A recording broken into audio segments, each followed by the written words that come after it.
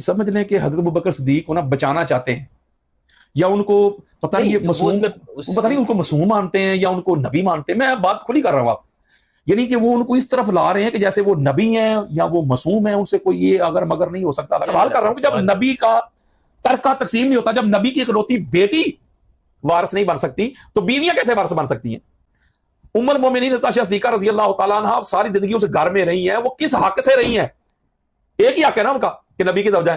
تو جب نبی کی زوجہ ہے تو نبی کی وراثت تو تقسیم جو 1/8 والی کیسے اس کو کیسے مل گئی جی وراثت؟ صحابہ بھی ہوں جو اہل بیت کے بالمقابل آئے نا، تو کبھی بھی میں صحابہ کی طرف نہیں جاؤں گا. دیکھیں فتح کا مسئلہ ہے، فتح کا مسئلہ تو پاک سیدہ ہے ایک طرف حضرت ابوبکر صدیق ہے، تو میں تو پاک سیدہ کی طرف کھڑا ہوں نا، ابوبکر صدیق کی طرف تو نہیں نہ کھڑا. صحیح. یعنی جب اہل بیت آ جائیں گے تو اہل بیت کے سامنے میں نہیں دیکھتا کون ہے، وہ چھوٹا ہے بڑا ہے پتہ نہیں کون ہے، اس کا خاندان کیا ہے. جو اہل بیت کے سامنے کھڑا ہے نا وہ مجھے قبول نہیں، جو بھی ہو. فتح کے معاملے میں بھی اس میں ذرا آپ وضاحت کیجیے گا علامہ صاحب کہ سیدہ نے قرآن کی آیت پیش کی اور حضرت ابوبکر رضی اللہ تعالیٰ عنہ نے روایت پیش کی. تو عام طور پر ہمارے علماء تو یہی بیان کرتے ہیں نا کہ اگر اختلاف ہو تو آپ روایت قرآن مجید کی آیت کو لیں گے، روایت کو چھوڑ دیں گے. حتیٰ کہ ہماری جو پہلی کتاب ہے اصول الشاشی اس میں بھی یہی بات لکھی گئی ہے کہ قرآن اور روایت میں اگر تعارض آ جائے آپ تو اولاً تطبیق دینے کی کوشش کریں گے، اگر تطبیق نہیں ممکن ہو رہی تو آپ قرآن کی آیت کو لے لیں گے اور روایت کو چھوڑ دیں گے. تو پھر یہاں پر اہل سنت میجورٹی اکثریت وہ کیوں اس جگہ پر سیدہ کو غلط کہہ دیتے ہیں یا غلط فہمی؟ میں نے بڑے بڑے لوگوں کو دیکھا ہے کہ وہ اس لفظ کو سیدہ کی جانب منسوب کرتے ہیں کہ سیدہ کو غلطی ہو گئی یا غلط فہمی. الیاذ باللہ، اس کی کیا وجہ ہے؟ خطا تک آ گئے ہیں ایسے لانتی بھی. مفتی صاحب میں نا اللہ تعالیٰ آپ کو سلامت رکھے ماشاءاللہ، یعنی قرآن کے ساتھ کھڑے کیوں نہیں؟ کام آپ کر رہے ہیں. میں نا آپ کو اس کا نا ایک اور طریقے سے جواب دیتا ہوں تاکہ آپ سے بھی میں دعا بھی لے سکوں. میں اس روایت کو قبول کر لیتا ہوں. بڑی خاص بات میں نے آپ کی محبتوں کی نظر کرنی ہے. روایت ابوبکر صدیق نے کیا پڑھی تھی کہ لا نورث ما ترکنا صدقہ، ٹھیک ہے نا، کہ انبیاء کی وراثت نہیں ہوتی، وہ جو چھوڑ جائیں وہ نحن معاشر الانبیاء وہ صدقہ ہوتا ہے. میں اس کو قبول کر لیا، ٹھیک ہے، یہ بالکل ٹھیک ہو. آقا علیہ السلام نے فرمایا کہ انبیاء کی کوئی وراثت نہیں، وہ جو چھوڑ جائیں وہ ترکہ ہوتا ہے، کوئی وارث نہیں بنتا ہوں.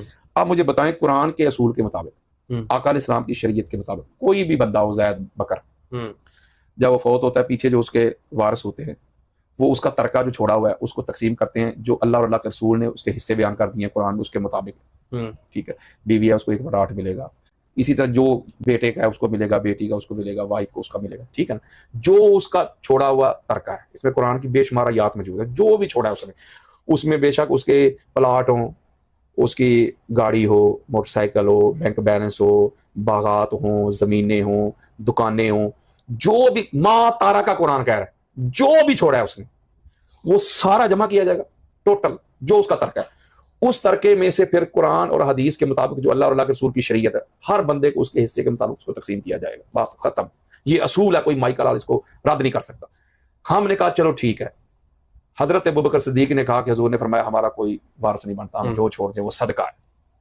تو بیٹی جو ہے، بیٹی اس وقت آقا علیہ السلام کی اکلوتی بیٹی دنیا میں تھی اور کوئی رشتہ نہیں تھا، یعنی کہ نہ جو 4 مانتے ہیں 3 وہ بھی نہیں تھی، بیٹے بھی نہیں تھے.